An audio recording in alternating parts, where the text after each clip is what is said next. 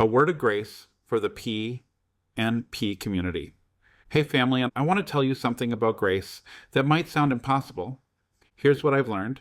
I spent decades in recovery, built a career helping others get clean, had a marriage, a whole life.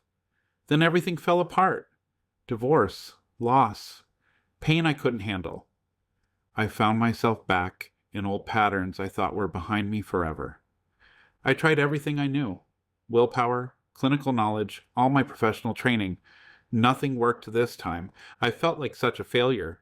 Here I am, supposed to help others, and I couldn't even help myself. Then I learned something different. Instead of trying to earn my way back to God through perfect behavior, I asked Him to meet me where I actually was. Not where I should be, not where I used to be, where I am right now. And something shifted. I found a peace that's different than anything else. A quiet that doesn't come from circumstances being perfect. Listen, God doesn't wait for you to get your act together first. You don't have to be perfect to be loved. Your struggle doesn't disqualify you from grace. I'm not giving advice about what you should do. I'm just sharing what grace looks like in real life.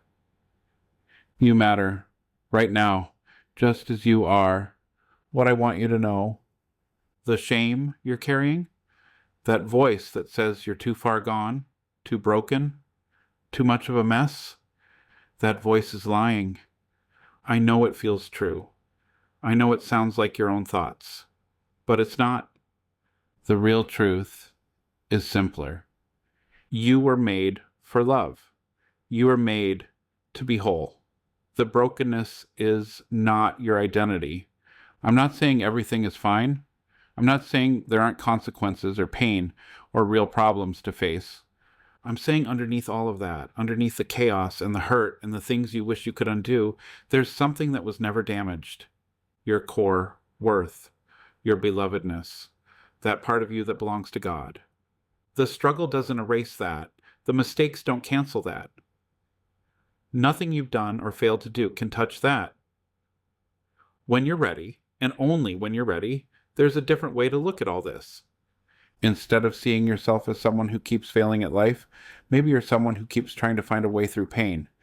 Instead of seeing yourself as weak, maybe you're someone who's been strong for so long that you finally hit your limit.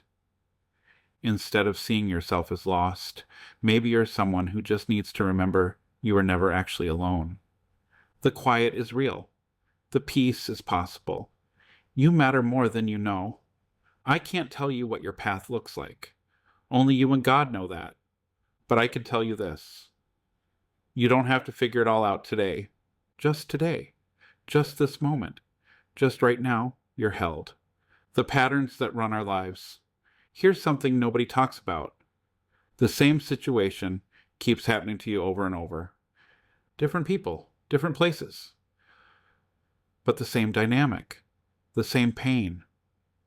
The same ending. Maybe it's always choosing people who abandon you. Maybe it's always sabotaging yourself right when things get good. Maybe it's always feeling like you're too much or not enough. That's not coincidence. That's a pattern. These patterns are bigger than just bad choices. They're like invisible scripts running in the background of your life, written by old wounds that never healed. Here's what I learned. The pattern that got me into meth wasn't random. It waited. It waited until I was successful, until I felt strong, until I thought I had my life figured out. Then it struck at my weakest point, my marriage falling apart. Same drug, same shame spiral, same feeling of being thrown back to square one, like I was 25 again instead of 45. The pattern knew exactly when and how to hit me. Your patterns know you too. They know your triggers. They know your weak spots. They know exactly which buttons to push. But here's the thing about patterns.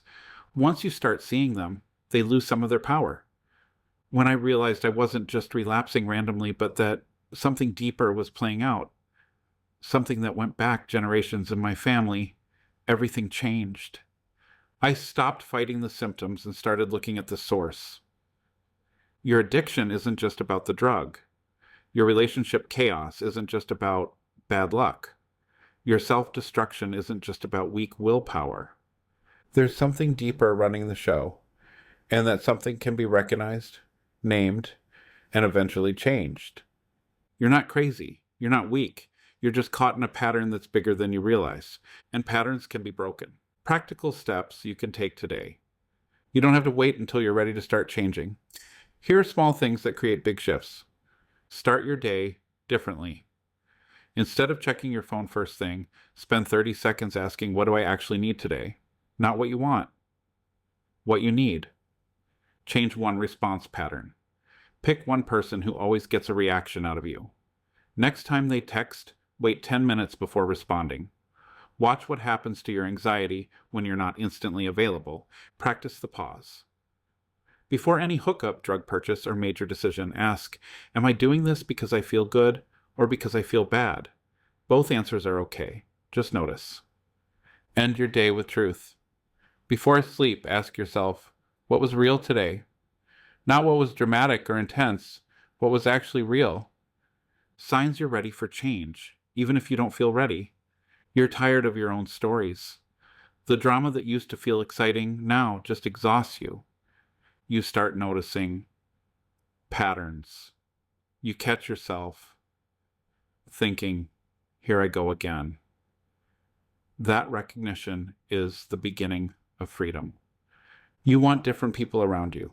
The chaos crew starts feeling draining instead of fun. You feel protective of your peace. Even small amounts of calm start feeling precious instead of boring. You stop needing to prove you're the worst. The competition to have the most traumatic story loses its appeal. You get curious about your behavior instead of just ashamed. Why do I always becomes genuine question instead of self-attack? These signs don't mean you're healed. They mean you're awakening. And awakening always comes before change. Always. Trust the process, even when you can't see where it's leading. The fact that you're listening to this means something in you is already shifting. Honor that. It matters more than you know. Practical tools for when everything moves too fast. When you're high, everything feels urgent. Every text needs an immediate response. Every hookup needs to happen right now. Every feeling needs to be acted on immediately. Here's a simple tool. Before you respond to that text, before you meet that person, before you do that thing you might regret, ask yourself one question. Am I running towards something or away from something? If you're running away from pain, loneliness, shame, or fear, just pause it for 60 seconds. You don't have to stop. Just pause. Sometimes that pause is enough to change everything. How people start treating you differently. Here's something nobody tells you. When you start changing inside, the world starts reflecting it back to you. People respond to you differently. Better opportunities show up. Even hookups become less chaotic. It's not magic. It's just that when you're not desperate, people can feel it. When you're not running from yourself, others stop running from you too. Watch for it. It's one of the first signs that real change is happening. The boundary revolution. Most of us learned 2 ways to deal with people who hurt us. Let them keep hurting us because we don't think we deserve better, or hurt them back because that feels like justice. There's a third option nobody taught us. Set a clear boundary with dignity. For both of you, I'm not available for this dynamic anymore.